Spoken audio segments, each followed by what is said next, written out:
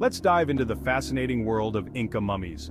The Incas weren't the first to practice mummification in the Andes. Long before them, the Chinchorro people in modern-day Chile were preserving their dead as early as 5000 BC, beating the Egyptians by a good 2000 years. They started with children but eventually extended the practice to influential adults. Now, the Inca took this idea and ran with it. By the 12th century, when they set up their capital at Cusco, they had perfected their own mummification techniques.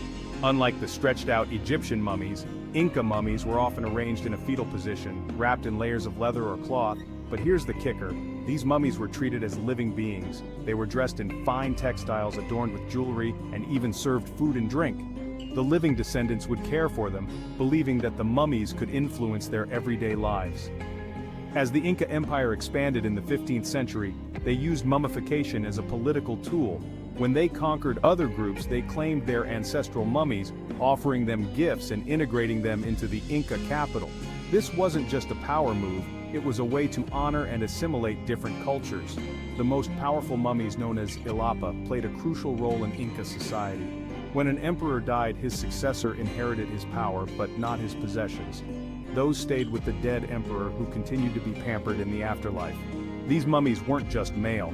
They often came in male-female pairs, reflecting the Inca belief in cosmic duality.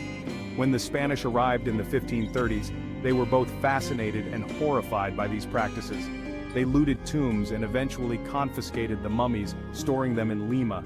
Yet stories of these powerful mummies lived on, thanks in part to the writings of Garcilaso de la Vega, a half-Inca historian.